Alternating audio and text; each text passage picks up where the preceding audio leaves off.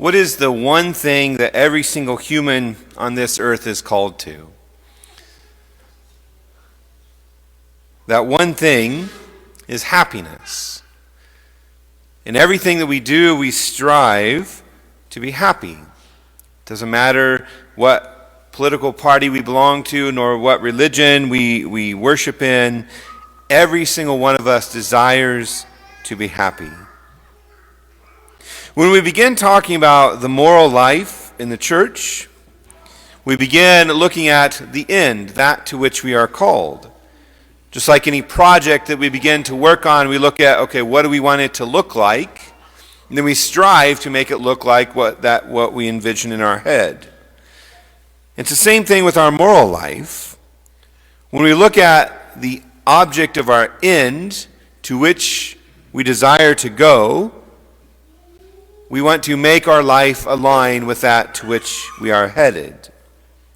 This word for happiness, there's a more more theological term that we use in the life of the church, and it's beatitude. The word beatitude in the glossary of the Catechism literally says happiness or blessedness, especially the eternal happiness of heaven, which is described as the vision of God, or entering into God's rest by those whom he makes partakers of the divine nature. And that's interesting that this word beatitude means happiness. This means blessedness. And so throughout our readings today, we actually hear this word blessed multiple times. We have the actual Beatitudes described to us in the Gospel of Luke today, which is a little different list than what we are used to. We're used to hearing the list that is given to us in the Gospel of Matthew. And in the Gospel of Matthew, it outlines 8 of those Beatitudes. In the Gospel of Luke, we have 4 Beatitudes, followed by 4 woes. Kind of the opposites. If you do this, you have blessedness. If you don't do this, then you are kind of ostracized. You're kicked out in a sense. And so these Beatitudes are, in a sense, the path that we follow to get into heaven, to get to eternal life. It's a path that we follow to get to know God. And if we recall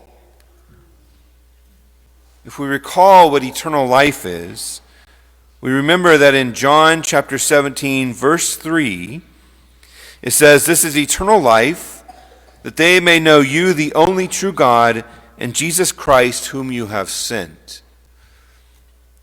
And so each of these Beatitudes is to help us to know God and to know Jesus Christ.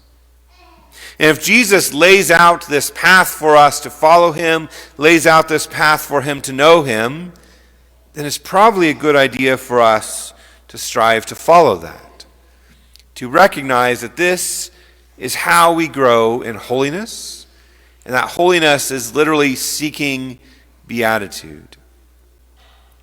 The interesting thing about seeking happiness in the world is that the world tells us there's a whole bunch of things that will bring us happiness. The world says that pleasure will bring us happiness. The world says that wealth will bring us happiness, or the possession of many things, or the possession of the newest, latest, greatest thing will bring us happiness. But what happens with all of those things, whether it be pleasure, whether it be wealth, or whether it be material things, we find that after a short amount of time, that they no longer bring us happiness. What we find with pleasure is that when we have fulfilled that pleasure and been satisfied by that pleasure, the pleasure ends. The satisfaction is over. And we have a desire for that once again, whatever that pleasure may be. The desire to possess many things. Once we possess it, we realize we have it, but it's a material thing, and so what happens to material things? They break. They get old. And so we want a new one, or we want something that won't break down, but it always will. The thing about wealth is that wealth continues to desire more wealth. There is never enough. We continue to grasp at that wealth and continue to have desire more and more.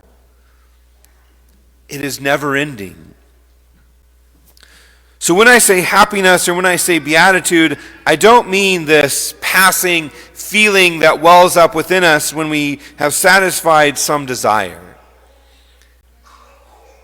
Happiness is that resting in God, in that knowledge of God, the yadah, that intimacy, that intimate knowing of God that each of us has within us. And sometimes we just try to squash it. We try to shut it out because maybe we don't know how to seek it, or we seek it in many things the world tells us to fill it with, but it is never filled until we actually have it. St. Augustine says, "We all want to live happily. In the whole human race there is no one who does not assent to this proposition, even before it is fully articulated." Every good that we seek, everything that we seek is for happiness. Even if it is evil, we do it because we think it is good. We think that it will bring us happiness.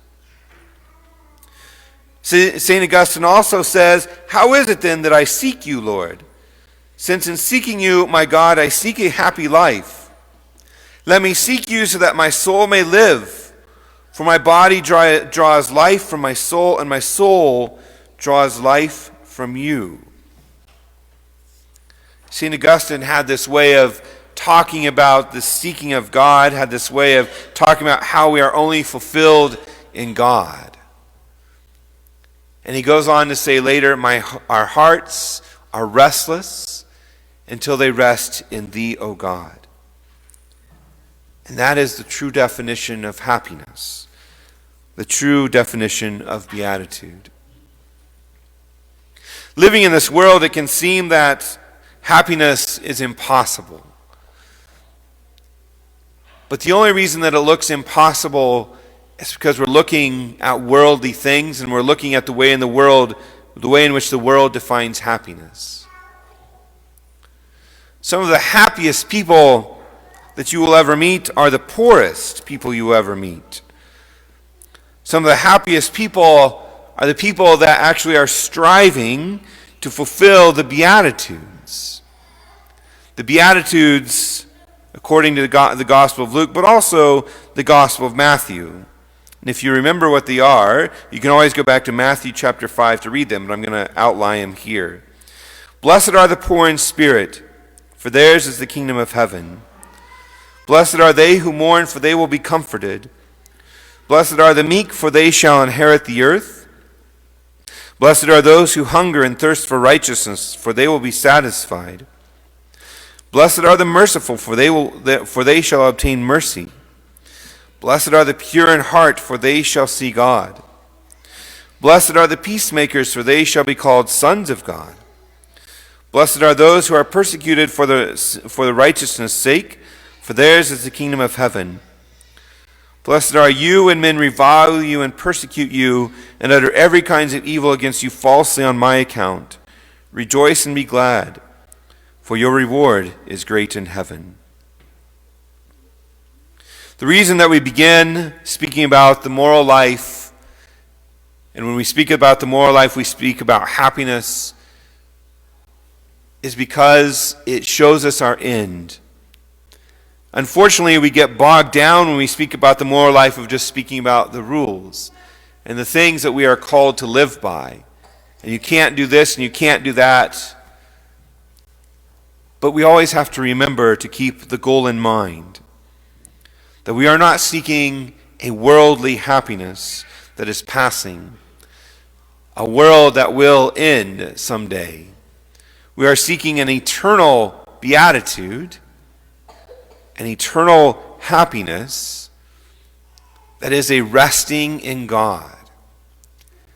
And so the laws that we abide by, the rules in a sense that we abide by, that the church lays out for us, is for us to seek that happiness, to seek rest in God alone. And so it's good for us to examine our life, especially as we begin to near Lent, to examine our life and ask ourselves, what is causing unrest in my life? What is causing me to not be able to pray? What is causing me to not be able to align my life to Jesus Christ? What are those things that I am attached to in this world that don't allow me to be attached to Christ? We want to prepare for Lent. We want to prepare our hearts to be able to receive Jesus fully in the Easter season. So let us look towards our end goal, that we are created to live in union with God, that we are created to be in beatitude, in happiness with God himself, and let us seek that with our whole might.